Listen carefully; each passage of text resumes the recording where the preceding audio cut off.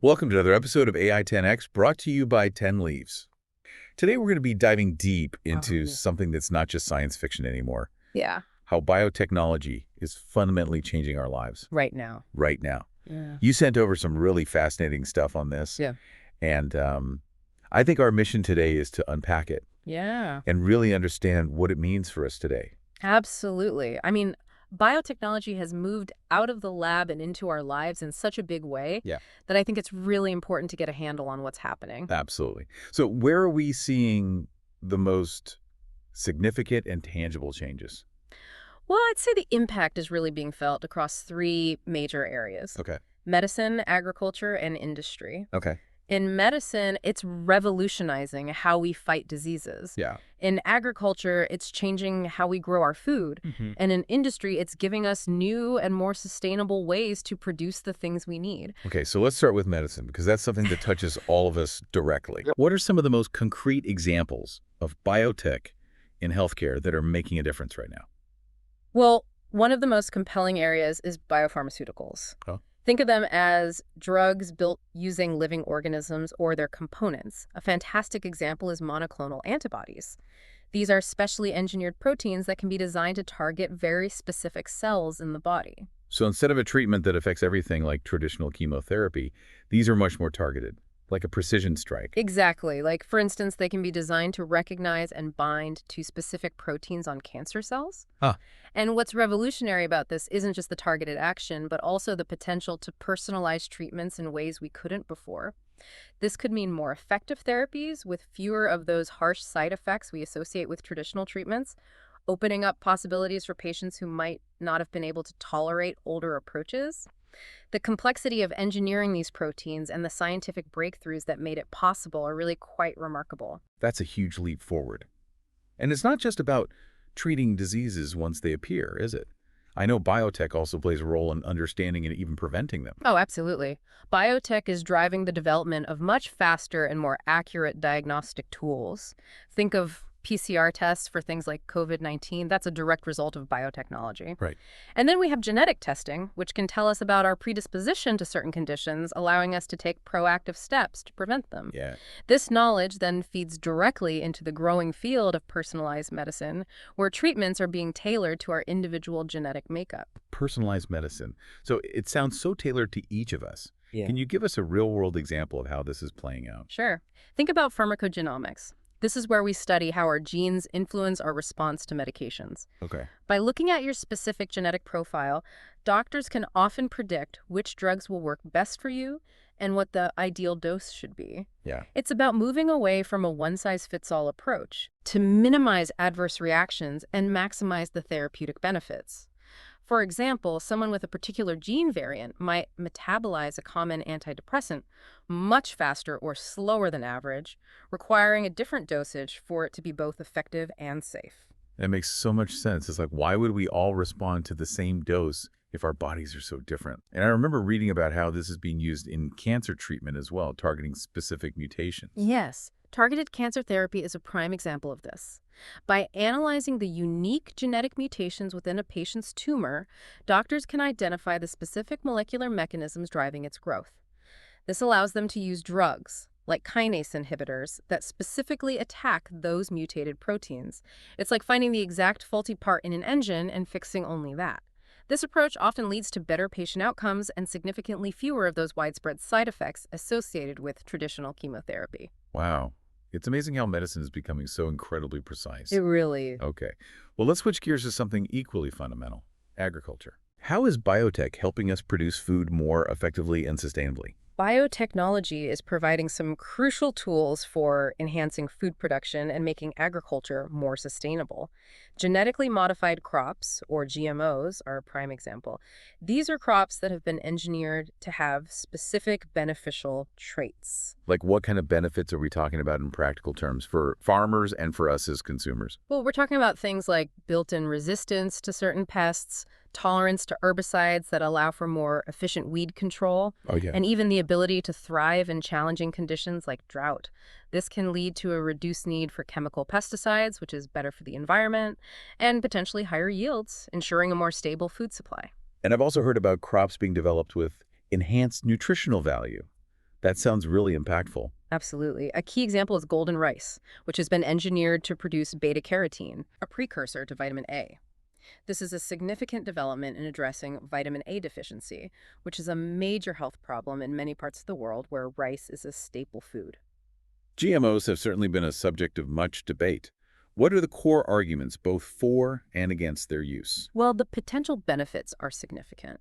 Increased yields, reduced reliance on pesticides, which can have positive environmental and health implications, and the possibility of enhancing the nutritional value of food. However, concerns have been raised about potential unintended environmental consequences, such as the development of herbicide-resistant weeds and questions about the long-term safety of consuming these crops.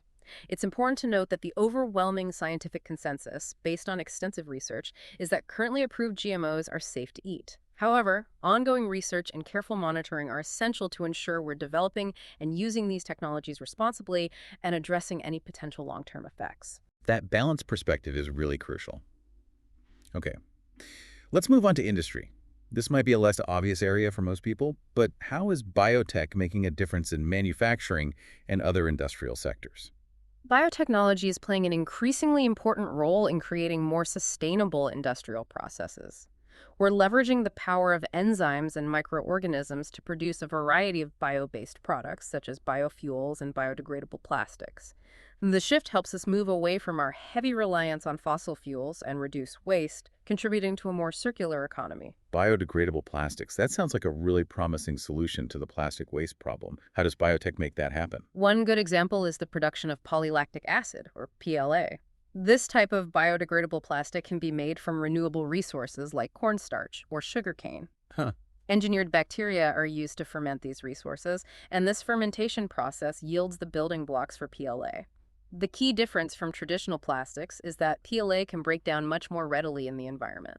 That's fantastic news. Yeah. And you mentioned enzymes earlier. How are these biological catalysts being used in industrial settings? Enzymes are incredibly specific catalysts. They can speed up particular chemical reactions under much milder conditions, lower temperatures, less harsh chemicals compared to traditional industrial methods. For example, enzymes are used to break down complex carbohydrates like cellulose into simple sugars, which can then be fermented to produce biofuels. Yep. They're also vital in the production of pharmaceuticals, food products, and even detergents, making these processes more energy efficient, less polluting, and ultimately lowering the carbon footprint of manufacturing. So it's not just about creating new, greener products, but also about making existing industrial processes more environmentally friendly. It really does sound like biotech is a key enabler for a more sustainable future. Absolutely. And the pace of innovation in this area is really accelerating. Which leads us to what's on the horizon. What are some of the emerging applications of biotech that you find particularly exciting, which should we be keeping an eye on? There are several really promising areas. Yeah. The continued advancement and application of CRISPR technology for gene editing is truly revolutionary. Yeah. Its potential is vast, from creating crops that are naturally resistant to diseases with much greater precision than before, to developing entirely new diagnostic tools for a wide range of conditions. CRISPR. It feels like we're only just beginning to understand its potential. And you also mentioned the microbiome earlier. That's another area that seems to be exploding with new discoveries. Yes, the explosion of research into the microbiome, the trillions of microorganisms that live in and on us and in our environment, Right. is revealing some fascinating connections. We're learning just how profoundly these microbial communities influence our health, from our immune system function to even our mental well-being. This is paving the way for personalized medicine approaches that consider an individual's unique microbial makeup. So it's not just about our own genes anymore. We're also looking at the genetic makeup of all the tiny organisms living within us. Exactly, and this is leading to the development of things like probiotics and other microbiome-based therapies for conditions like inflammatory bowel disease and allergies. In agriculture, we're also exploring how to use beneficial microbes in the soil to improve plant health and productivity, potentially reducing our need for synthetic fertilizers. It's mind-boggling to think about these intricate ecosystems with an S and around us, and how biotech is giving us the tools to understand and even manipulate them for the better. It is, and we're really just at the beginning of understanding these complex interactions. The potential for new discoveries and practical applications is immense. This has been a truly enlightening deep dive into the current state of biotechnology. It's clear that it's not some far-off, futuristic concept. It's actively shaping our lives in significant ways right now. It's remarkable to see the tangible benefits across so many different sectors, and as we continue to innovate, biotechnology will undoubtedly play an even more critical role in addressing some of the biggest global challenges we face. On that note, let's briefly touch on the economic impact of all this innovation. What kind of economic ripple effects is the growth of the biotech industry creating? Well, the biotech sector is a significant engine for economic growth. It drives innovation, creates high-skilled jobs in research, development, and manufacturing, and generates substantial revenue. The potential for groundbreaking discoveries attracts significant investment, which in turn fuels even more research and development. The growth of biotech also supports the expansion of related industries, such as data analysis, bioinformatics, and the production of specialized laboratory equipment. It's a whole ecosystem of innovation and economic activity. Well, this deep dive into how biotech is impacting our lives today has been incredibly insightful. What stands out to you as the most impactful application we discussed? What kind of questions does all of this raise for you as we look to the future?